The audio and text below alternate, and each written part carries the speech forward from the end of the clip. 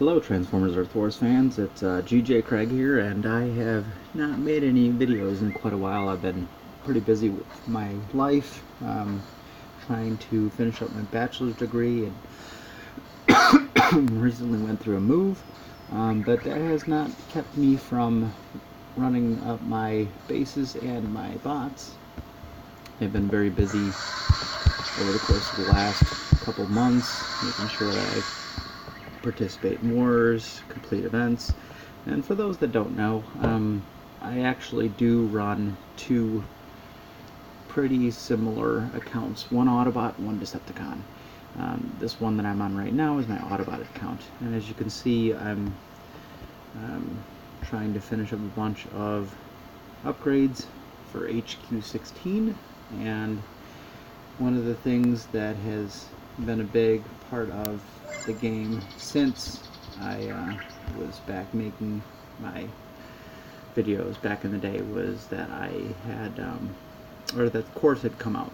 And as you can see, I'm running pretty low cores. I've got a couple of silvers on some mortars, and you can see I've got quite a bit of the upgrades done, but not all of them. The reason why I decided to go ahead and make a video today was because I had a key win over an alliance that I have a history with, and I have a little bit of animosity towards players that used to be from Mayhem Attack Squad and are now part of Scorched Earth. And I've been waiting for a fight with them for a while. Obviously I can't fight, with their bases, but my base can contend with their bots, so that's good. I'm basically a free-to-play player, and these guys spend thousands of dollars on their bots, and I don't have that kind of money, and I probably don't have that kind of time to be able to put into grind the bots like they do. But this one was very impressive to me, and it was a win that I had over UnicronG1 from Scorched Earth. Now, I had heard the name before, but I didn't quite know where he ranked with them, so I went ahead and checked. And according to the rankings, Scorched Earth is the #1 Decepticon alliance, #2 alliance in the world. And when you go down, scroll down to number 10, you'll see that UnicronG1 holds their 10th ranked spot as far as medals go. And even though medals don't mean a whole lot, it does kind of show how active a player is, especially during the week, besides wars. And one other thing that I probably should have looked at, and here you go, is his ranking against other players in the world. As you can see, he's ranked number 54 in the world. I'm ranked number 3,900, so big difference in our rankings. I consider my ranking to be very good, but I mean, he's got almost double the medals that I do, and I think that he's probably been playing for about 3 years now, whereas I've been playing for about a year and a half. And as you can see, I'm part of the Titan Slayers family currently. Artius Volcanicus. But let's go to the actual battle, because that's what this video is about. As you can see, he's got a nice group. I doubt this is his A team, but it's probably his B or C team, because of the 4-star bots that he has in it. You can probably only fill up about one team with your 5 stars at this point, so this is probably his either second or third tier group, due to the fact that he's got some really nice bots in it. You've got Shockwave, Skywarp, Galvatron. These are all top bots, top cons. So let's see what happened here. Looks like he ended up losing it 1 minute and 41 seconds in. Got a very small percentage of my resources. I was full at the time. But let's see. He was my 63rd defensive win, not including, of course, wars and weekend events, but you'll never know how many wins that you had over those. Not until Space Ape decides to put more accurate records out.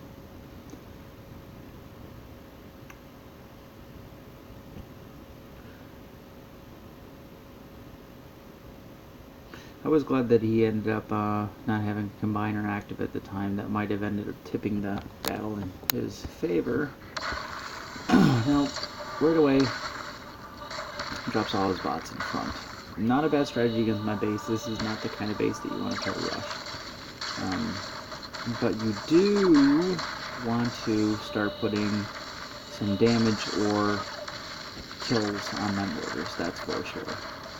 And it looks like he's got both of the two front active mortars down low, but he still hasn't taken either one of them out, and that's really bad because he's been taking damage this whole time, and he only has one healer to be able to recoup that damage. He's already lost Skywarp, now he loses Kickback. I love Kickback. I've got him on my Decepticon account as a 3-star, and he's won a lot of battles for me, let's put it that way. Now as you can see, he's losing a lot of guys. He's down to 3 cons now. This could still finish my base though at this point.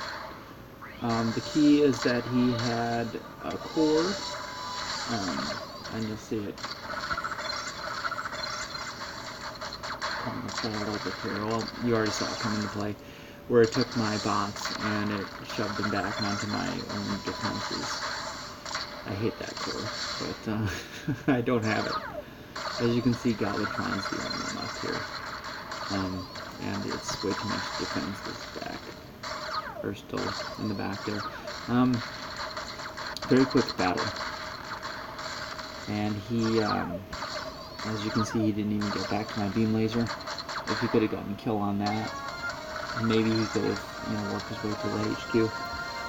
But, yeah, I think that one of the things was he needed to take down my mortars before dropping all those bots, especially his tanks in. Maybe throw down Kickback and Skywarp on one mortar, and then maybe after that, or maybe during that, take on the other mortar, maybe Brawl? Maybe Brawl and Galvatron. You double hit those 2 mortars, because that's key. Let me show you. When it comes to my base here, we've got... Okay.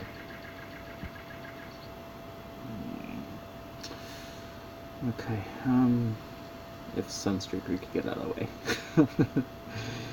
Okay, one of the big things, when you're looking at my base, and I'll give you the benefit of a rundown on my base here. Right here, this mortar, and right here, this mortar. These really need to be taken out before you just... unless you just have beast tanks and maybe 2 healers, you really want to take out those 2 mortars first. And the reason why is if they are doing damage, at their 162 per second, they're going to put too much damage on too quick. So his team with... Let's take a look back at his team real quick again. His team with Kickback and Skywarp, I would have taken and put on probably the right hand side mortar. Shoot their 2 specials. First Kickback special, and then drop the acid special that Skywarp has on the right mortar. And then on the other side, probably Brawl and Galvatron should have put both of their specials on the left mortar, and that would have taken down both mortars and would give him time to work on my base. And why is that important? Because then you're not getting chewed up by the mortars. I've got 2 cannons up front here, and they do okay damage, but they're not even into their levels, into their HQ 16 upgrades yet. They're an HQ 15 upgrade still. I also have a shock tower here, and when bots get kill that down mortar that's building, the bots will cluster up right where that mortar is. But so you'll get a lot of damage from that max shock tower, but the other shock tower isn't up either. So like I said, what he needed was some time, and then maybe he could have drawn out one of my outpost bots. If he was able to do that, that core would take over. Maybe that outpost bot would walk up, and he could figure out exactly how he wanted to kill that last mortar. Once that mortar's down, my base would be pretty easy pickings for his group. Although sometimes someone's killed the third mortar, and then beam laser, missile launcher on both sides ends up taking them out. And these laser turrets here are very low level. Well, they're almost max. I don't mean they're low, but they're very low defense. Gunners can kill the whole thing without them being able to shoot back. So, which I think that they are due for a buff. They should probably make their range close to the range of an autocannon. Just my opinion. Right now they're at the range of a shock tower. Maybe a little bit more. Anyways, thank you for watching my video. And I don't know if you've watched the whole video to watch me ramble on about all this, but it's a very good win for me, and glad to get back there on the video scene. Maybe I'll have to put up one for my Decepticon defenses. Lately I've been getting attacked about once a day in zone 14, so not as much as I was in zone 13, which was I'd say about every 7 hours there. Thanks for watching.